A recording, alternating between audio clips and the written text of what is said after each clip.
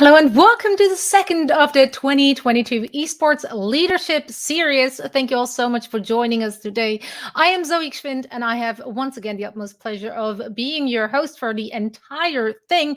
Some of you might have seen me before somewhere in the esports space as a host, as an analyst, as a commentator, as an interview, you name it. But one thing is for sure, picking expert brains never gets boring for me, no matter how long I've been doing this job. And that's why we're so excited to be bringing you once again a webinar curated by the Esports Awards team today. But we do have a very beautiful spread of speakers joining us today from the esports industry who will be introduced very shortly. Before we begin, I would like to invite Nathan Eldridge, the head of commercial at the Esports Awards, to kick off the proceedings with a few words. Thank you so much, appreciated. It's amazing that we're already at the point where the second Esports Leadership Series of 2022 has came around. The January Summit was a fantastic kickoff, and we look forward to continuing that momentum into the campaign. Tonight, we are back with some fantastic discussion around esports and focusing in on the ROI of esports and what successful investment really looks like, as well as how esports overall should be approached as an investment property. There will be a dive into some of the nitty-gritty and important discussion points around this topic, such as how to invest into esports and where to start, how non-endemic brands would look to make an authentic investment into the space, and the strength of the esports marketplace and how best to maintain value in the industry. With that said, these topics cannot be discussed without some fantastic guests. We definitely have a great panel in store tonight. I can't do them justice, so I will let them introduce themselves. But without further ado, I will hand back to Soe to kick off with tonight's proceedings.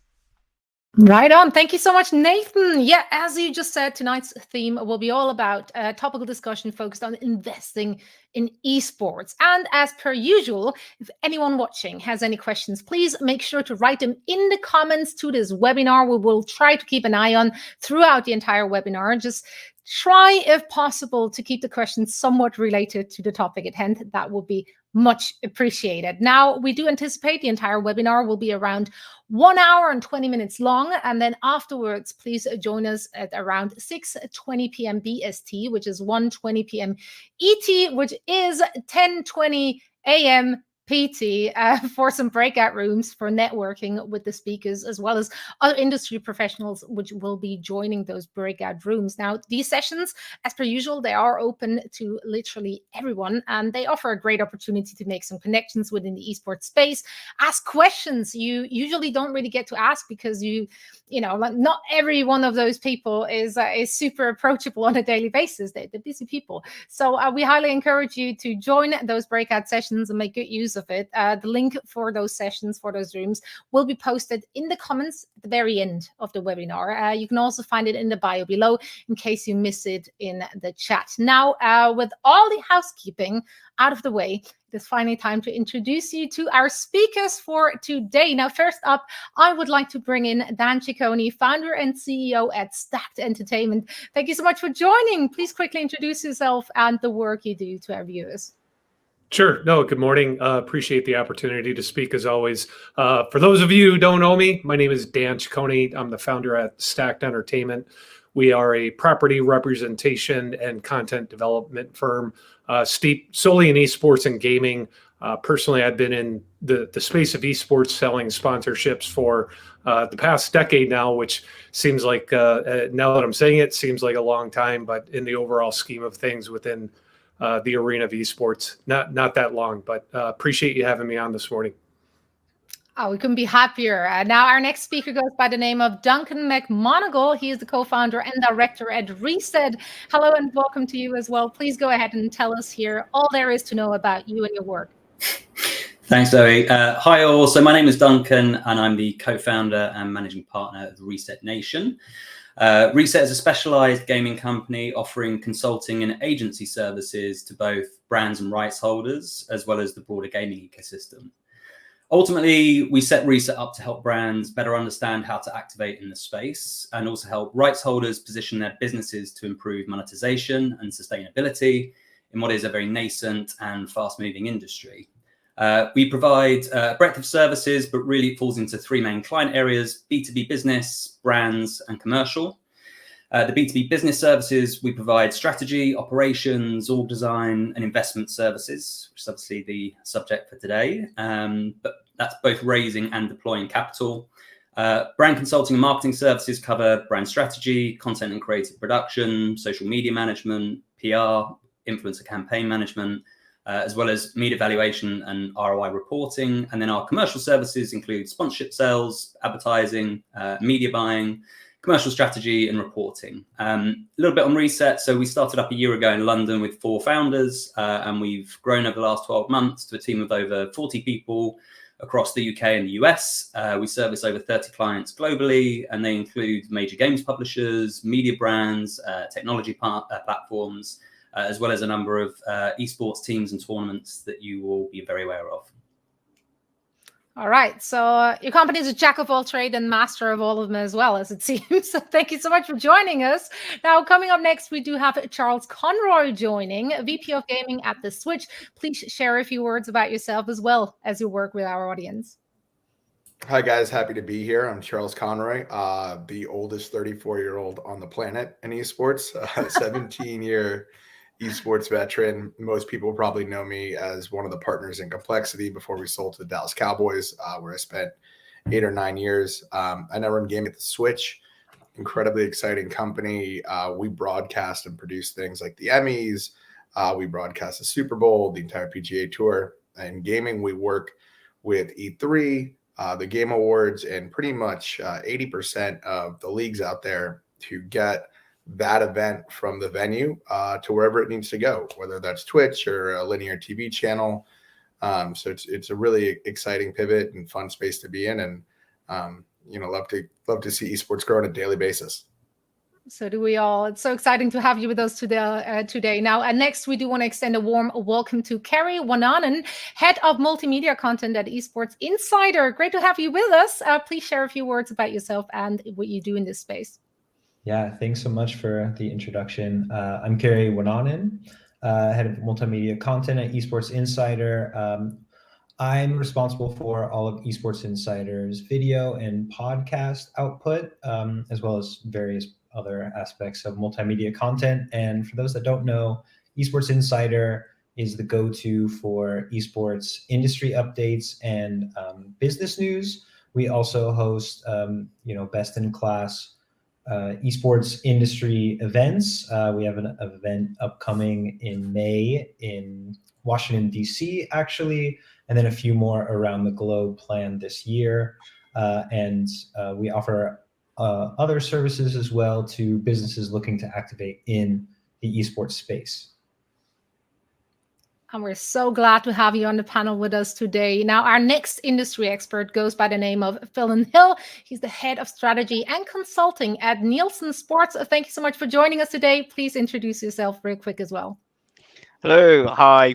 Good morning, good afternoon, good evening, wherever you are in the world. As rightly introduced, my name's Phelan Hill, so I head up the strategy and consulting division at Nielsen Sports and Entertainment.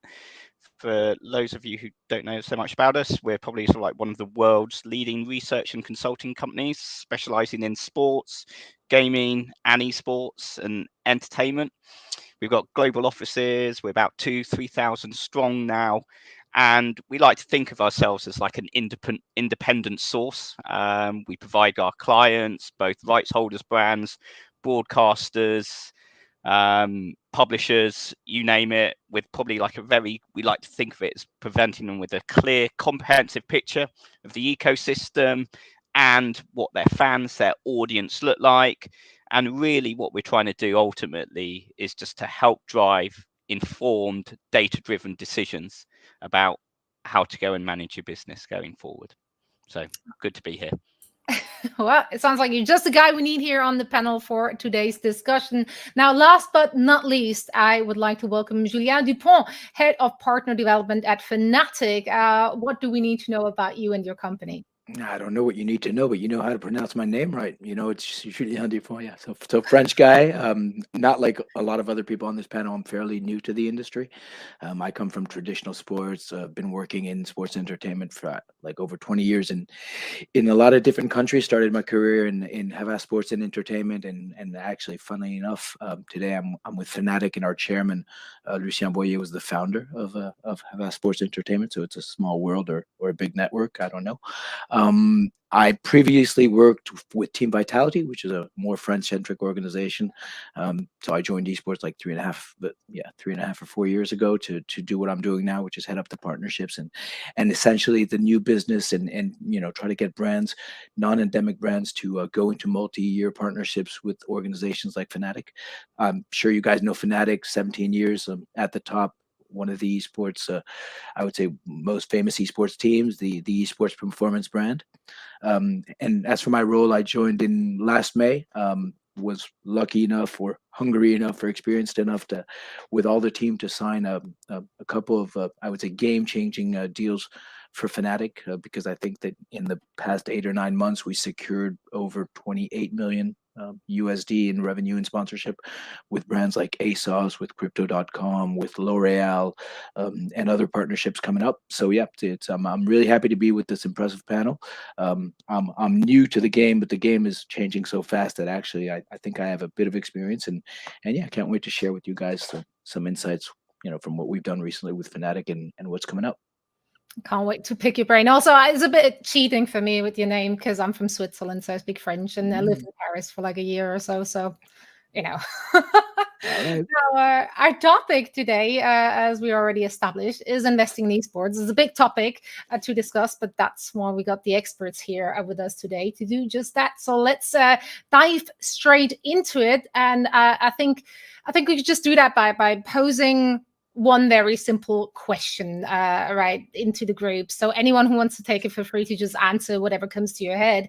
What do you think makes esports such a good and unique investment opportunity for people? All right, well, I'll jump in. What I tell everyone is that esports in its current form has actually been around for close to 20 years in one form or another, which is terrific, because if you're looking to get involved in the space, there's actually a lot of history. There's actually quite a bit that you can go back and look at and see how the industry, not only how it's developed, but also how it's stayed the same as well. So even though, a lot of folks think it's this new and up and coming thing, while it is continuing to grow, I always argue that, hey, in its modern form, it's been around for 15, 20 years. There's a lot of history. There are a lot of examples you can go back to look at relative to how events unfold, whether they're online or in person, how the community reacts. So, to anyone who's looking to get involved in this space, I would just encourage them to find experts such as people on this panel to help them go back and look at how the industry has actually unfolded over the last 10 or 15 years. Yeah. I would add that, I completely agree with that. And I would add that coming from, sports and entertainment and talent management, I think I have a pretty holistic view. I think that what really sparked my interest in the esports world was how fast it was going, how digital it was, how innovative it was, and also the quality of the audience, because basically, your audience quite well, because, the age group is quite identified, and they're an age group that is not at all, I would say, keen on traditional advertising. They don't want ads, they want stories. So they're very hard to grab. They're very hard to reach out to. And esports is a great way to go get them where they are and try to share, whether it's a brand message or a general message. I think that you have to go that audience that is so hard to grab because they consume content in a different way than people like me, for example. I think that, also reaching out to them through one of their passion points, which is where they are. I think that that's what is also gives a great power to esports. And I think that in what I see people investing massively in esports, whether it's brands or investors, I think that most of them have that interest to reach out to a very interesting but hard to get audience, basically. I might follow you there, Julien. I have a fairly similar background in sports and media. So My kind of light bulb moment came 6 or 7 years ago, really just looking at the audience. So, you know, when we were looking at your average demographics of a sports fan, we could see that, you know, football teams and some of the biggest sports were starting to struggle with aging demographics. People, you know, in the brands that we were working with were asking, well, where are the younger audiences?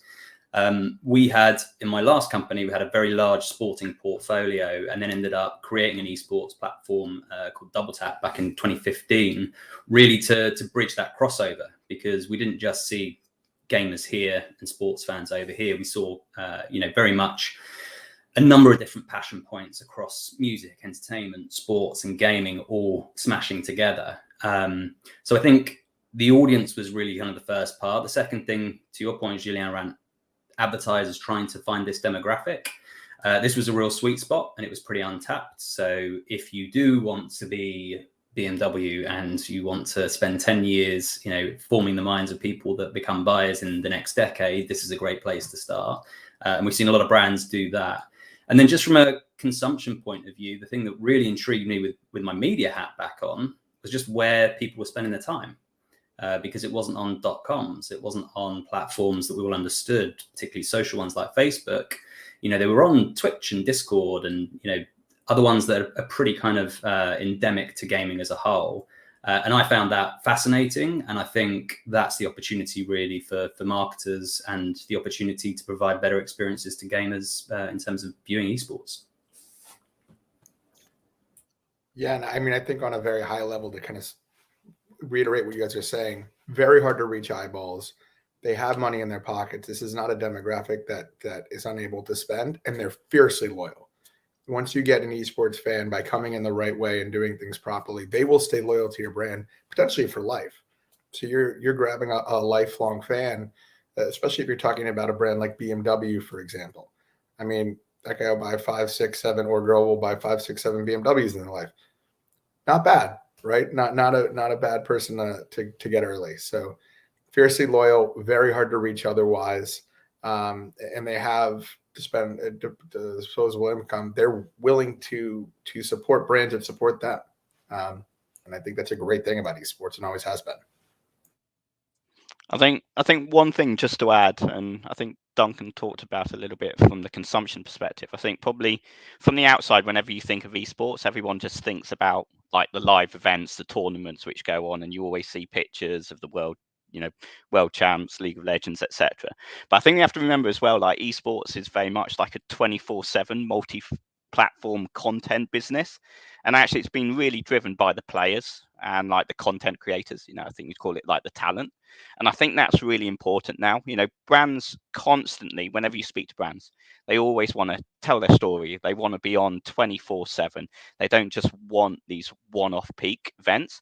And I think now, you know, what you see being offered, you know, particularly, you know, teams like Fnatic, and then probably slightly different lifestyle culture teams, you know, like FaZe, etc., is much more around these content creators, these talent, which are always on, always engaging, and having a very close relationship with fans. And that's something that you don't find in traditional sports. You know, you don't have that opportunity to connect, talk with, watch Messi, Ronaldo on a very personal basis. And that's something which, you know, gaming esports really offers, and I think is one of their strongest USPs. And it's definitely also something which I'm so glad to see over the course of how esports developed. It didn't get lost. People are still, it's still a very approachable scene. Like people are not far removed from the product. They feel like they're part of the product because they can actively contribute. Now, of course, with the pandemic and everything, it's been difficult for a lot of different industries. If we're looking at esports in specific here, is now still a good time to invest into esports?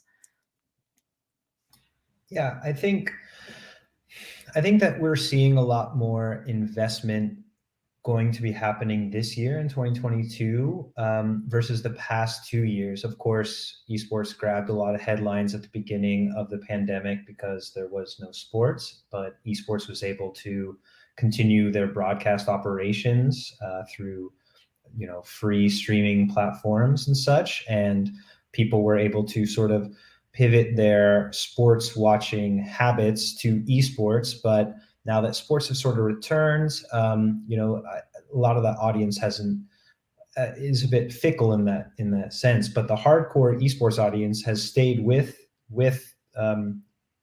the programming, and I think that in this year that we will see more investment, and we will see sort of maybe investments that were put on ice the past 2 years, that maybe moves were potentially going to be made, but they pumped the brakes a bit with the pandemic, tightened up the belt. But now that esports events, but also sporting events are coming back, I think in 2022, we're going to see more investments, not only into esports infrastructure, but as we've already seen in January with the consolidation in the gaming industry and consolidation in esports as a whole. A lot of orgs have been merging, a lot of esports companies have been coming together and sort of fortifying themselves to not only make themselves more attractive for investment in terms of how the strength of the infrastructure of these companies, but also to ensure that the show will go on. Yeah, I think one point that's important and that we should highlight, especially for the audience, because it was for me very interesting when I came into the esports world, is if you look at it, an organization or tournament organizer, I mean, the main revenues that they get, if you compare to traditional sports, like for example, I'm French, so let's take PSG. The two first sources of revenue, it's media rights. We don't get any. Teams, for example, it's ticketing. We hardly get any, especially not during COVID. The third source is partnerships, but it's the first one by far in some organizations. And some of the teams, most of the teams, 75% of their budget is partnerships. And that's not at all the same in traditional sports, because in traditional sports, the weight of player transfers is bigger. The weight of merchandising is bigger. The media rights exist. The ticketing exists. So what you were saying, Kerry, is absolutely true, because during the pandemic, people were thinking that, for example, esports was going through an amazing boom, and that, for example, people like myself were signing great deals because we were the only ones alive. As you rightly said, there was no traditional sports, there was no music, there was no festivals. So if you look at the world of culture and the world of I would say the millennials and the Gen Z, where would they be? Well, they'd be gaming. But the problem is the people that pay for that, so basically the brands, well, actually, you've got 80% of them that don't have money. So the traditional partners that would allow you to grow your organization, so a hotel, an airline, a banker, and insurance, all these, I would say, bigger corporations that are able to put multi-million, multi-year deals on the table to help organizations like Fnatic grow, we're on a stall. So actually, during those 2 or 3 years, when I started, there was a big boom. Then there was the COVID. There was a lot of interest around us. So we were doing a lot of educating, a lot of meetings, a lot of workshops, but closing big deals wasn't happening as much as it is now. And if we look at the past 7 to 8 months, with Fnatic leading the way, but also other great organizations signing huge partnerships in spheres like crypto, well, which is a specific one where everybody's signing huge deals. But for example, if you look at us, I mean, we signed with L'Oreal, a very significant deal, and L'Oreal would never have moved during the pandemic, never. ASOS, same thing. We signed ASOS. ASOS, I mean, the reason why they looked at us was because we got more spotlight during the pandemic, but the reason why we closed them was for other reasons. And I think that organizations like Fnatic or others, I agree with you, Kerry, will be announcing partnerships or big deals soon, whether it's investments from investors or new deals with brands that are recuperating now from the pandemic. So for example, hotels, insurance, airlines, all these big partners of traditional sports that are going to go to esports, and they're going to go strong, and that's going to make a very big difference for the big players at least. Yeah, I think that's a great point, Julien. We're privy to a fair amount of deal flow in terms of investing, and particularly around team orgs. And I would say, yes, the big winner of really the COVID year or years was definitely gaming, maybe rather than the P&L of an esports organization. What we did see was less of an interest in the volume of potential opportunities for teams, but more significant interest in the top 10 to 20. So I think just like we are seeing a consolidation going on at a games publisher level, I think we're going to see a similar thing happening with the game orgs. So I do think in the next 5 to 10 years, there are probably going to be 10 to 20 really kind of global superpowers, just like there is in football, the Real Madrids, my team, Tottenham Hotspur, obviously counted in there, that really are the big global brands. And then probably not as many, it won't be as voluminous as it has been. That said, we've also been working with a couple of clients who are quite specialist in terms of them being a team org. So they're either going after a specific audience or just representing a specific market. And I think those guys have done well as well, and also managed to, to take investment on. So I think from a team org point of view, and from what we've seen over the last year or two, you really do need to either be a specialist or just have the big, we're going to be there in, the next 5-10 years as a superpower. Everything else kind of feels like it slipped through the cracks a little bit. But yeah, back to the overall point, I think gaming was the winner the last year or so, but I think esports is definitely coming back now that we're kind of post it. So what would you all say is the major reason why a lot of big corporations, investors and sponsors are still holding back? What's the main fear? What's the main risk they perceive when they're looking at esports as an industry to invest in? I wouldn't necessarily. I might approach it a little differently in that I think the biggest challenge for a lot of brands, especially trying to come into the space, is they still need a lot of guidance. They still need a lot of education. Especially a lot of Fortune 500 brands. For those of us who have a more traditional background in sports and entertainment sales, traditional sports has a very structured framework of what you can and cannot do within a sporting event, whether it's broadcast or at the actual venue itself. We don't have that in esports. And I think it's really incumbent upon the publishers, people on this panel, people at agencies to come up with some really creative ideas to just do some cool stuff. I think the biggest challenge is that a lot of these brands think that there's this structured framework that they're used to in traditional sports that they're going to have to meet within esports. And that's absolutely not the case. I think there's a latitude for creativity within the realm of esports. And obviously we're talking about it in very broad terms, but there's a latitude for creativity that you get within esports that you do not get arguably in any other field of entertainment, whether it's sports or not. And I think it's just, again, really incumbent upon those of us on the inside to help educate and brainstorm some of those ideas just to do some cool things versus what we all don't like is, the logo slap on a stream.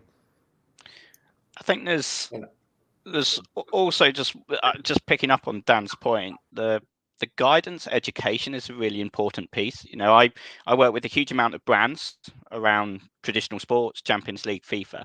And I think for those brands, it's very tangible. You go to a football stadium, you can see a match.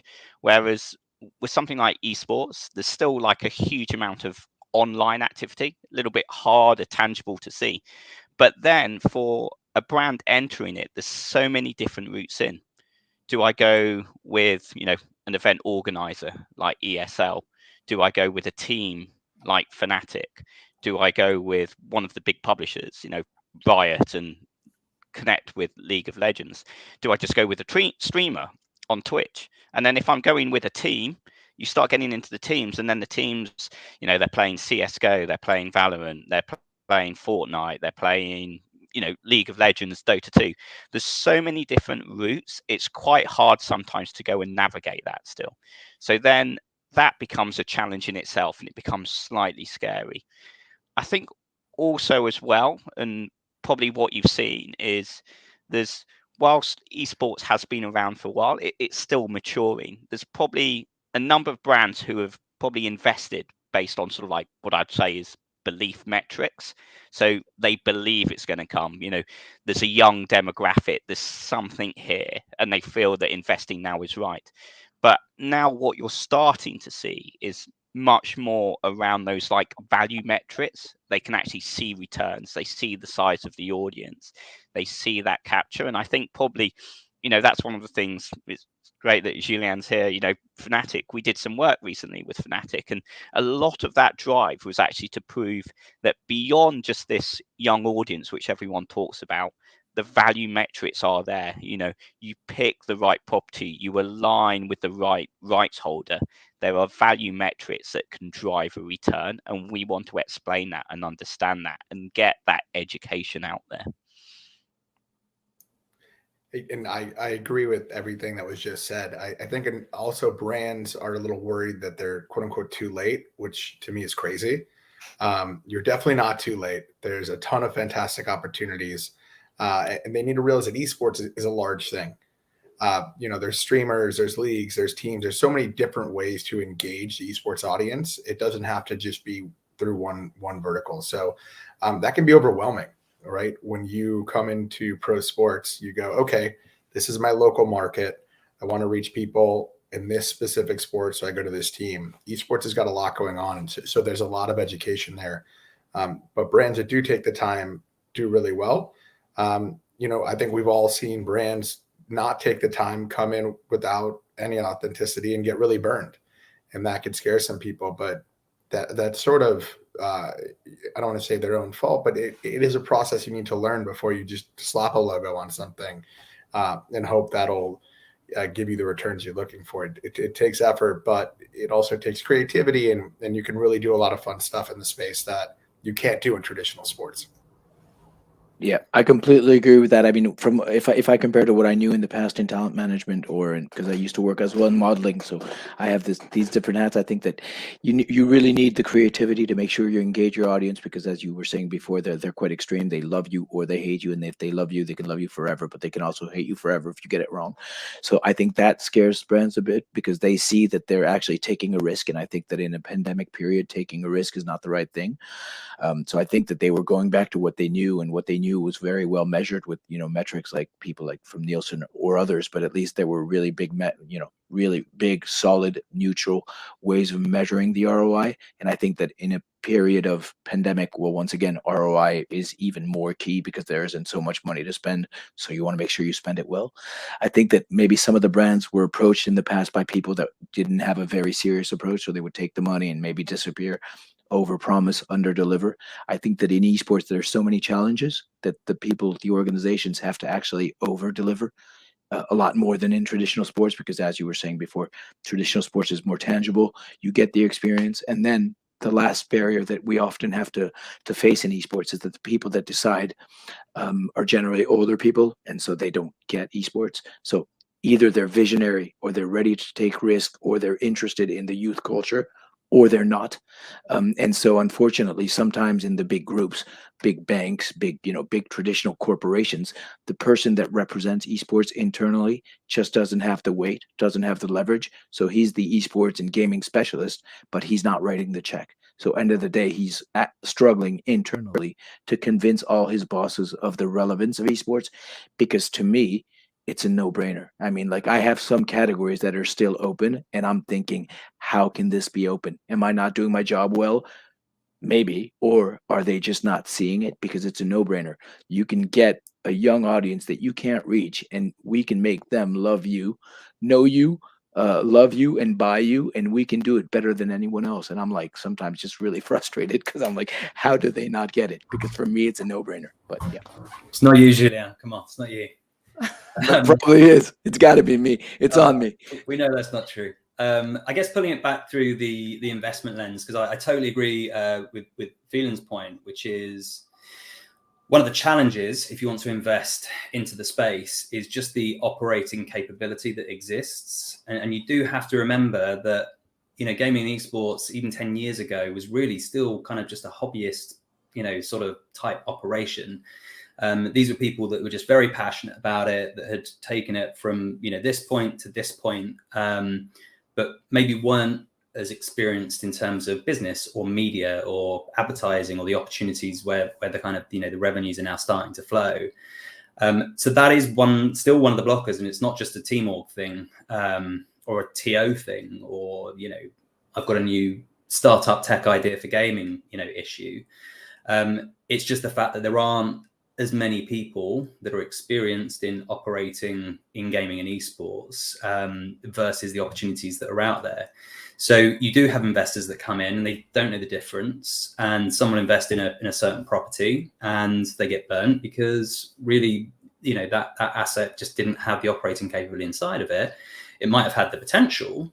So the kind of the talent shift into gaming and esports, probably from areas like sports and marketing, still isn't quite there yet. And that's something, again, it's partly one of the reasons why we started at Reset. We saw that hole existed. So if you are a brand, and we're just talking about sponsorship or advertising for a moment, there is no one to guide you across. Even, Julien could tell you a great pitch about why you should work with Fnatic, but it's not within his kind of tool set to tell you why you should maybe sponsor Fnatic versus a team versus, doing media with a streamer, for example, because you need to have the context there in the first place. So that is one of the challenges. And even at an agency level, because in fairness to the bigger agencies, I used to work for ING WME, but also the likes of Sport5 and CA who are now active in the space. There isn't a huge amount of gaming insight and understanding even there. So it's really hard to do a good job at scale. I'm not sure who made the point, but I think it was you actually, Charles, but you're talking about Fortune 500 advertisers wanting to come in. These guys need teams of people that know how to operate and deliver their business for them. So it's really hard to kind of get that cash in and then build a team and then just have everything sort of, all the wheels kind of greased. And it will be probably companies like ours that help out in the short term. And then when I think investors do see not just a promise, but they actually see a working, business model, an operating model, and they do start seeing green shoots, that's when they're going in. So I think, again, over the last year or so, I would just say that those that do have and are looking to deploy capital have just been a little wary about where they put it. For understandable reasons. But off the back of that, the people that have managed to get there and do have that operating capability, and Fnatic are a brilliant example of that in terms of the talent they now have inside the business, they're well worth the investment because they're in safe hands. And I think that's been one of the challenges today, and it's still there, but it will take a few years, I think, before we start to solve that. And a big part of it is, an infusion of talent from outside the gaming industry in terms of operating capability. Yeah, I mean, education is definitely key here. It is a very intimidating space because it is so versatile, because it's so creative, and because there are so many different ways to go about it.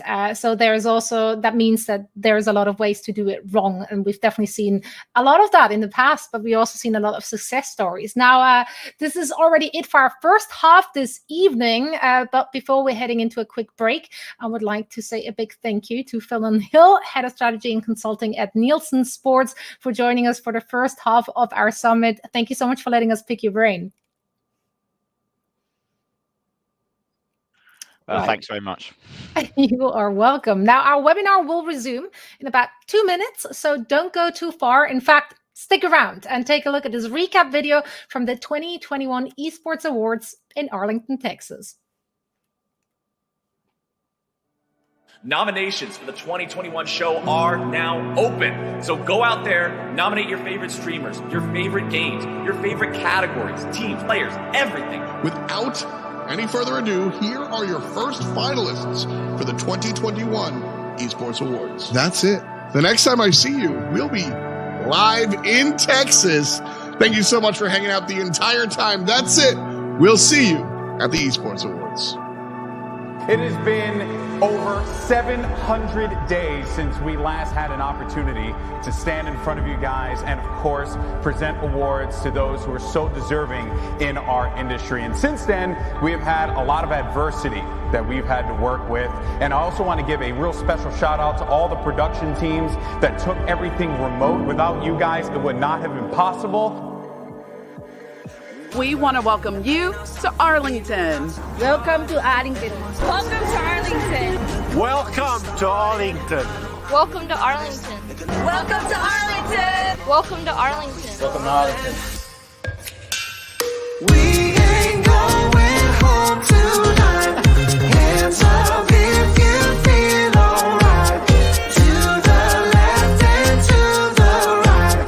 Look at what we started. Look at what we started. Welcome to the Esports Awards 2021. It's great to see everybody again after so long. To I mean, this is unbelievable. I mean, this just felt like a dream to see so many friends. We're going to have a good time here today, Dad. We are. Take a moment, catch your breath, feel it, let it sink in. While you're dancing on your own, go and grab your best friend. I can see it in your eyes, exactly what you're thinking. Exactly what you're thinking. And then Welcome back, everyone, to the Esports Awards 2021. look at what we started. Esports hosts, assemble! And the winner is Kevin Hick. Keep grinding hard. Ashley Can. You inspire me, you motivate me. Chris Costa. Be kind, give a little. Thanks. Shots! Every single one of my co-hosts and every single one of the people nominated are absolute rock stars. G2 Esports. Miles Ross. Cannot wait to get blackout drunk with all of you tonight. Oh my god. Simple. It's a vibe. 100 teams. Big shout out to the Esports Awards for having us out. Big thank you to all of the incredible on-air talent and production team that put this together. No, we ain't going home tonight. Hands up if you feel alright. To the left and to the right. Look at what we started. Look at what we started. Thank you so much, everyone. We'll see you guys next time. Take care. Look at what, look at what. Look at what, look at what. Look at what we started. Look at what we started.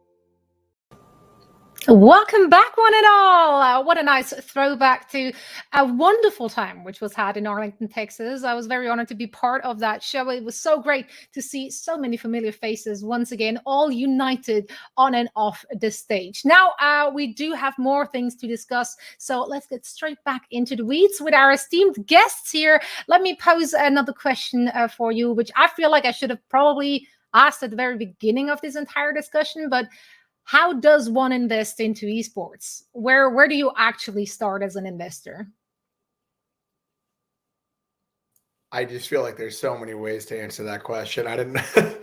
I mean, I think if you're, let's start with brands, right? Probably the easiest example. I'm a brand. I want to reach a target demographic that I'm not reaching or not reaching effectively enough. Or again, the example before, I want to create a fan for life of our brand. Well, I think, teams and leagues are probably the easiest way to do that. If I'm a brand that wants to kind of dip their toe in, I think I go with the streamer. It's one person. It's easier to manage. And I get exposed to actually a bunch of micro influencers are probably, if I was a brand with say $100,000 and I wanted to invest in esports right now, I'd probably partner with 20 streamers at $5,000 a pop. And kind of use that to educate myself on what esports looks like and the different demographics and how to interact. And then from there, make the move to a team or a league. But that's just how I would do it. Yeah, I'm going to approach it a little differently as well. When you talk about investment, I think that at least to a certain extent, there's this misconception that you have to create something new for esports. And you really don't. If you again, I just keep going back to the last 10 or 20 years. There's so many different facets of the business that need investment, whether it's the broadcast experience, event experience with individual influencers. There's a lot of different ways that brands can get involved to elevate things that already exist within the space, or instead of looking at new technologies. Again, I would just argue that there are things that already exist that might need some additional investment just to bring it up to another level.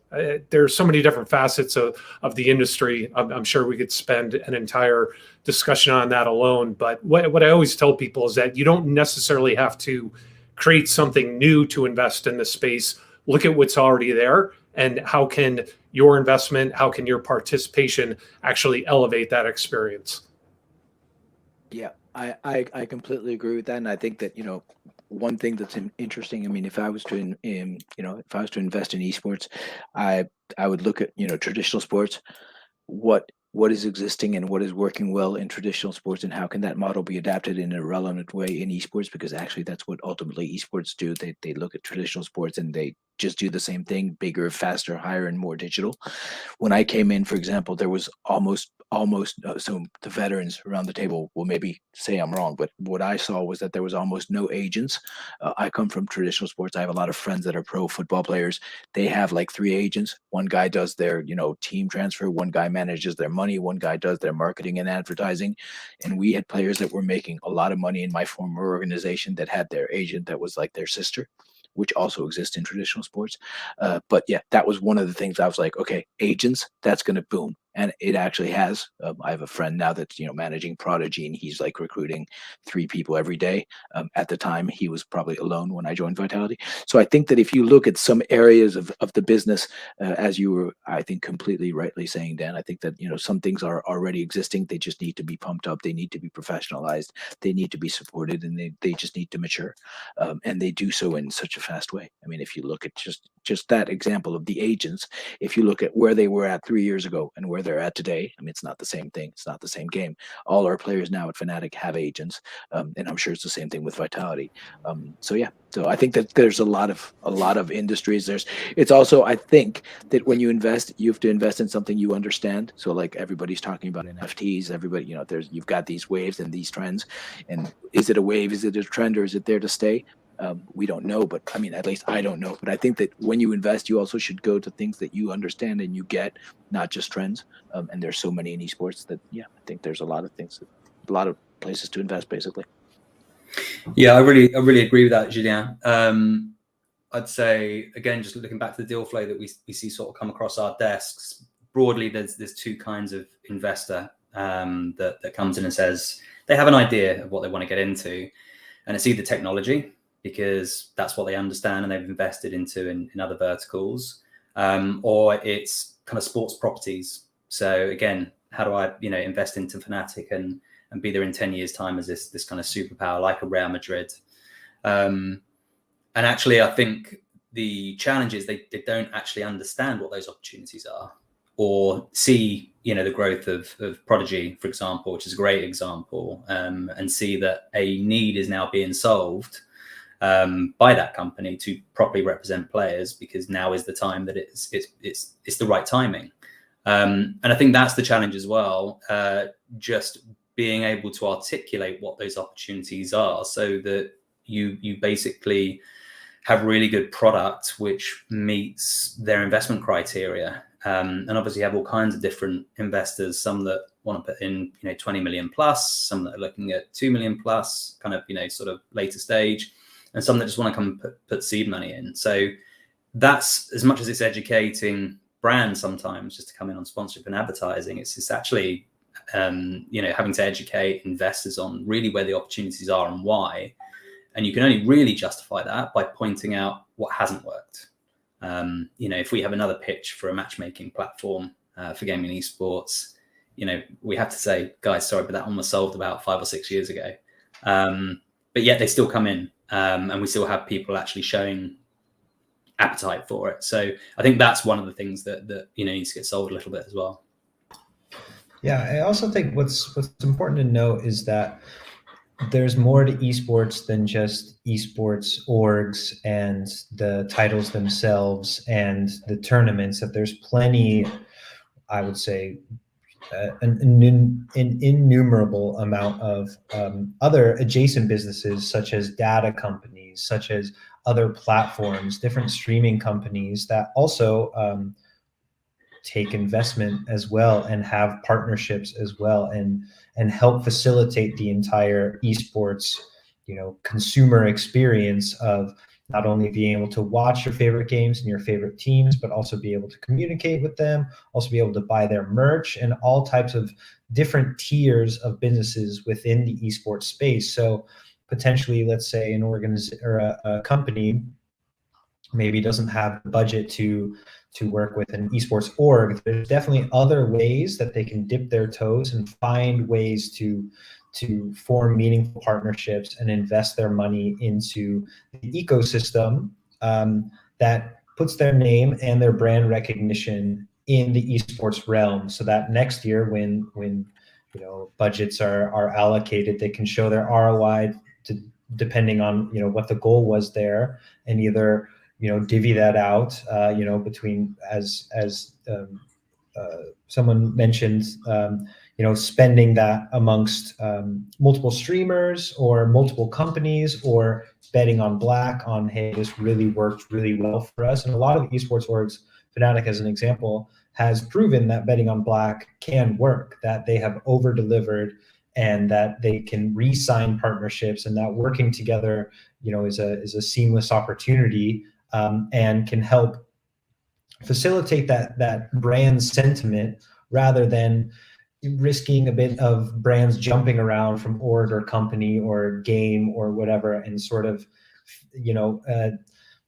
reducing the consumer opinion of chasing hype, or chasing the rabbit of wherever sentiment goes. So I think it really just depends on what brands are after, what their budgets are, and how they can position. Obviously, if it's a consumer facing brand, it makes more sense to partner with organization or a company that is closer to the esports consumer product. But if it's a bit more B2B, partnering with an adjacent company could also be just as valuable of a spend. I think it really just depends on understanding the market and understanding what's at play. Yeah, actually, I want to pick up a question here we have in chat from Ryan Scanlon, which kind of ties into what are investors looking for? What's the ROI, which is important here? He asked, does switching back and forth from streaming on different platforms, so Twitch, YouTube, Facebook, etc., scare investors away?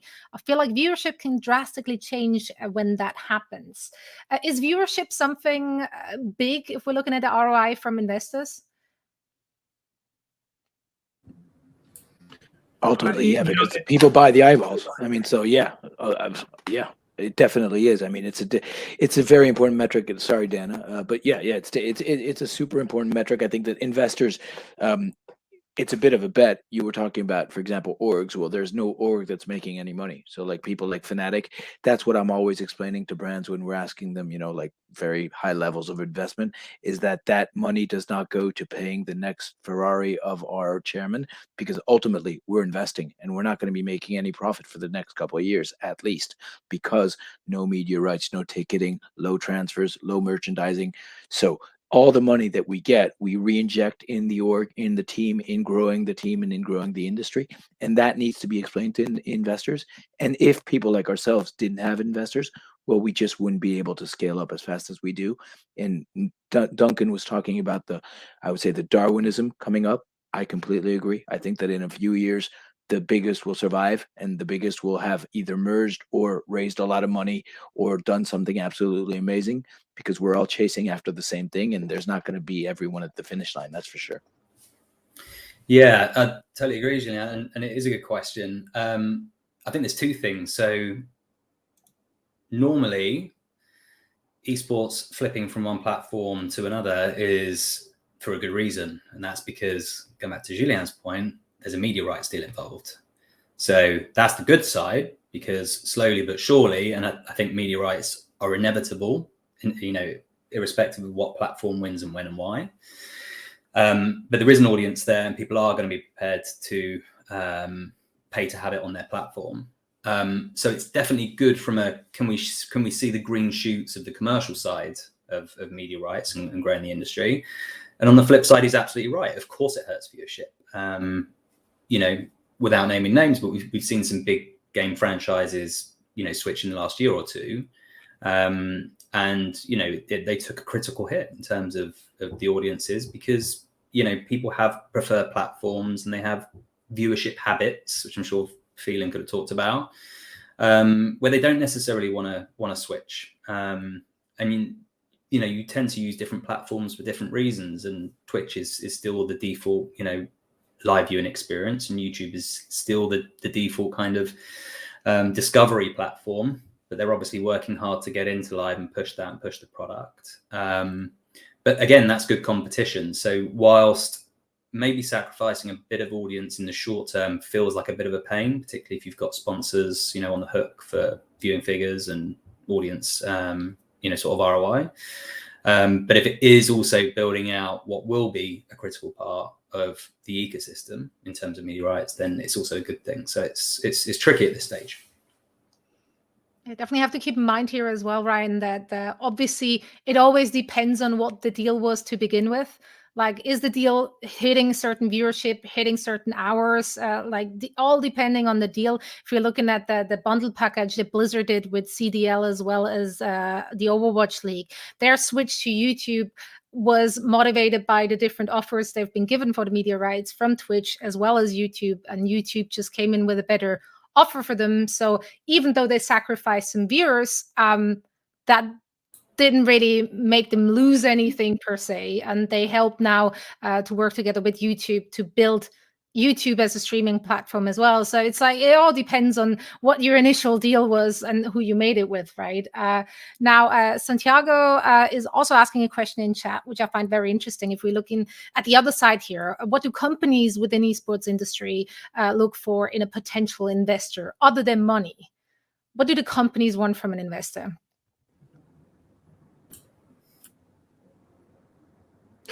I think you're getting hesitation just because it's such a broad, such kind of a broad topic or question.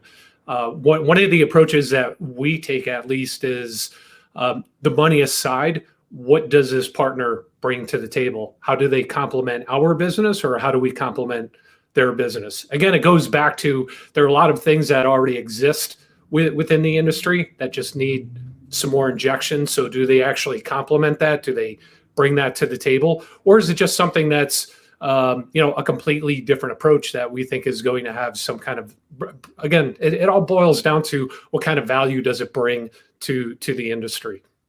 Yeah, I can give a concrete example, because in partnerships you have what you call value in kind, which means that, well, basically the cash is the king. So you try to get a deal with as maximum cash upfront as possible. But sometimes when it makes sense, you can also get services or products from the companies. So I'll give you an example. We just released a very light mouse. I believe it's the lightest mouse in the world, and it was produced with BMW. And because BMW gave us access to their research and development center, we were able to develop that mouse. We would never have been able to do it without them. And so basically, sometimes when you're an organization, a team or streamer or anything else, okay, you get the money because that's what's key. You don't pay your paychecks, or you don't pay your fuel with I don't know, with perfume or whatever. So for example, L'Oreal Men Expert, well, they don't give me anything in terms of products. But if you're talking with Accor Hotel and they're willing to give you 500,000 USD a year of Accor Hotel rooms, well, that makes sense, because we have a lot of, for example, hotel costs or traveling. So that's also something that we can look at in the partnership side, especially, is when we're speaking to a brand. Does their product or does their service make sense? And coming back to your point before, I think it was Duncan that you were talking about the projects and the products that, and also Kerry, the brands that go into esports and don't really know what to do or the kind of products they can develop. What we always try to do is try to look, for example, you were talking about data and insights.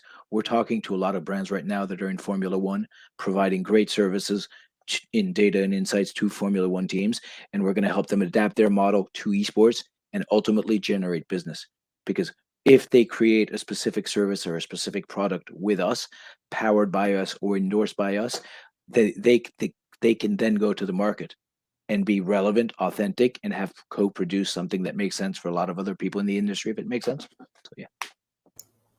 Just to jump in with an example very similar to what Julien was saying over at Complexity, when we were looking for a peripheral sponsor, we turned down some higher paychecks because we had a company that said, look, we want to make a product with your brand and put it into Best Buy.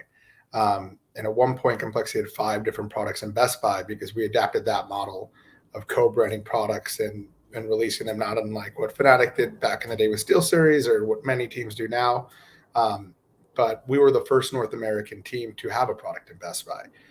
So even though we were getting less dollars from that company, the amount of support from publicity, and by the way, we made more selling products than we would have taken the higher checks. So we made more money overall, but that was not the initial thought process. And also, I know we already moved on from this, but very quickly on media rights and esports, the viewership gap between esports and pro sports is not huge, but the money gap is. And I think the largest single reason for that is because we haven't figured out media rights yet. And the one thing that esports is still in the dark ages about, and it's incredibly frustrating as a guy that's been screaming this from the rooftops for 15 years, media rights. We need to catch up. We need to do a better job of selling media rights and monetizing these tournaments. But people are afraid to charge for something that you get for free right now.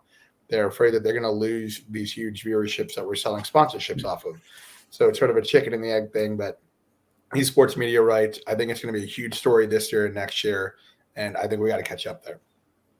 Yeah, I'd really agree with that, Charles. It's a great point. The further challenge on the other side as well, particularly in the markets where we've been operating, is actually your buyers, potential buyers of those media rights, just don't have the demographic actually on their platforms to even generate a viewership. So they could pay the right amount or a decent amount for those rights, but actually the viewers don't watch linear terrestrial TV anymore, or maybe they don't have that OTT platform. So that's the other challenge. Going back to Santiago's comment just before, I think there's a really good point, or a really good case in point from an investment point of view, rather than from a kind of just a sponsorship point of view. But I think it's public knowledge that EW Scripts invested into Misfits. So what did that bring to them? Yes, it brought them an injection of cash, which is great. But the strategic value that they brought, to Dan's point, what are they doing beyond just the cash? They have a number of TV properties. They're a huge media business. So they're already giving distribution channels to Misfits content. They already have a very large and successful monetization team, ad sales team there. So they can bring new revenue streams to Misfits, because obviously they're still growing. So they don't have hundreds of salespeople out there. So I think if you can solve some of the challenges that we talked about earlier, around the kind of the infrastructure that's currently in esports, it really can be significant wins. And I think that deal specifically, from my point of view at least, was a very, very significant one. And I think it will work incredibly well for both sides. So we need more of those, I think. And I think what's also interesting to sort of twist that question around in terms of, like the original question being, what do esports orgs look for investors besides their money, to think about, like, what does esports offer investors rather than, return on the dollar investment? And I want to use like crypto as an example, right? Last year we saw Esports Insider reported over 40 esports and crypto / NFT / Web3 partnerships last year. And in looking at a lot of these partnerships, what like sort of terms of the deals was that esports orgs were going to help promote and create content for education, to educate the audience about what crypto is, what NFTs are, and these sorts of things. So yeah, crypto has a lot of money. It's very, very volatile, as we know. It goes ups and downs.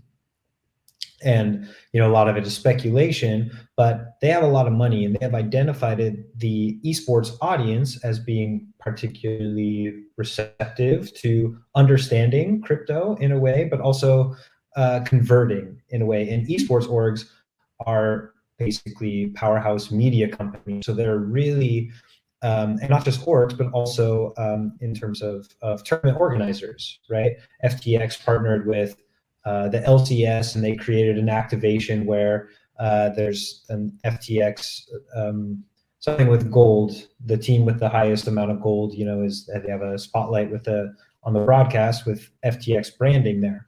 So I think what's really interesting there is, as I said, crypto companies have a lot of money, and they have spotlighted the esports industry as, really understanding tech native things, and also really responding and being super engaged to content. And esports orgs and companies are able to give this back to investors to attract these huge deals that we saw last year as well, because esports orgs got massive deals, but also sports deals as well. But I think the esports activations have been a lot more interesting and honestly a bit more better received than the sports activations. Yeah, so we have obviously a lot of ways to get in, and a lot of means to then also measure success. At least the short-term one, I feel like, is easier for a lot of these companies and investors. But how do you actually track long-term success for your investment? What is the key indicator for that?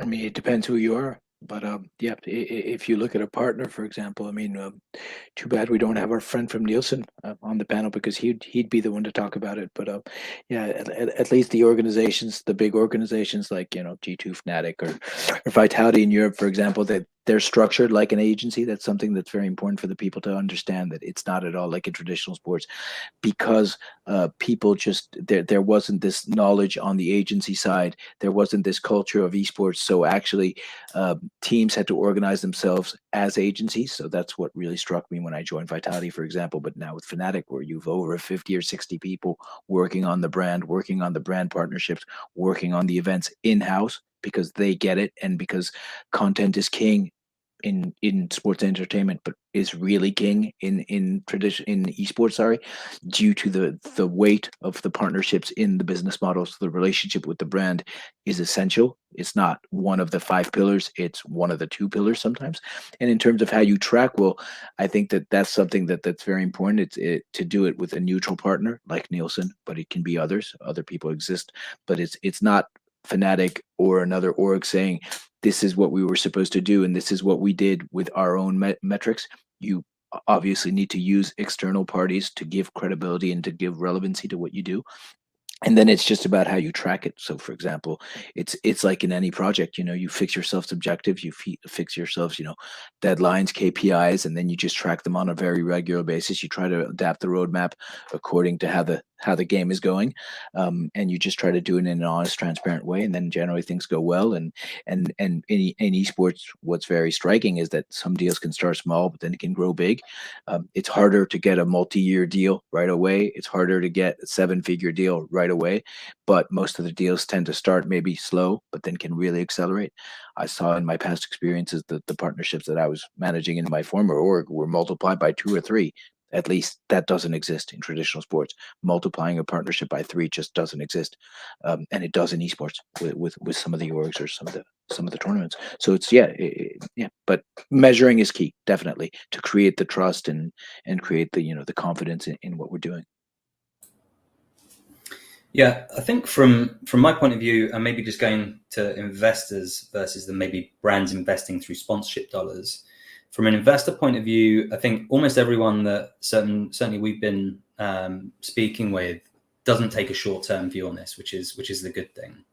As we know, the P&Ls of most esports businesses, whether they're teams or operators or data providers or anyone around the periphery, to Kerry's point earlier, they're all struggling to show that there is a business there. Now, we all know conceptually there probably will be, and they're going through these kind of growing pains and have been over the last couple of years to get there. And there's a few already showing that success, and that's what people buy into.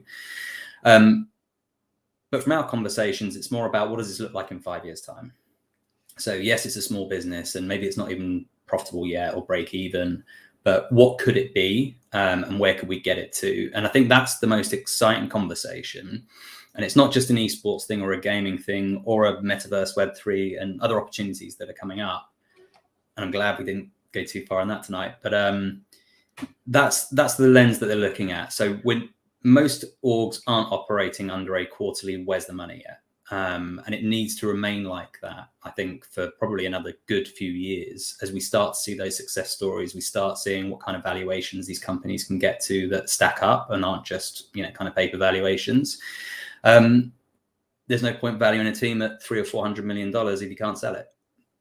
And there aren't any examples of those that have happened so far. So I think people are along for that ride, but their metrics from our point of view are actually pretty long term. They're like, how can we develop this property to be worth genuinely as a saleable asset in 3 or 4 years time, 10, 20x what we put in. And hopefully that's how it's going to stay, and people are going to stay patient, because I don't think there are going to be any quick wins, and I don't think we've seen any in the last couple of years. But I think we're all very, very bullish on the fact that they are coming.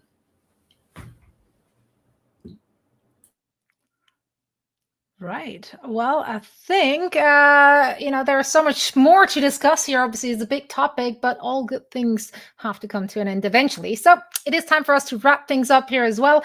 A huge thank you, of course, to all of our wonderful speakers today. Phelan Hill, who was with us earlier today, Julien Dupont, Duncan McMonagle, Charles Conroy, Dan Ciccone, and Kerry Waananen. It's been an utmost pleasure to have you guys with us here on the panel. Thank you so much for letting me pick your brain. Thank you so much for answering the questions in chat as well and sharing all your insight with us. Now, we do have our next Esports Leadership Summit coming up in March. So be sure to look out for an email from us, and of course, join the Esports Leadership Series on LinkedIn. There is a group that should be posted in our comments now as well. So make sure to click that link. Now, thank you all so much for watching, but wait. That's right. There is more. We did promise some breakout sessions. You can now join us in those networking breakout rooms with some of the speakers, and of course also other industry professionals who will be there. Now, these breakout rooms, they are open for everyone, so anyone can feel free to join us, and they're a fantastic opportunity to get in touch and pick the brains of everyone you heard speaking on our webinar today. So I definitely encourage you to join in and ask away. The link will be posted in the comments right now. Thank you so much for watching, and we'll see you next time.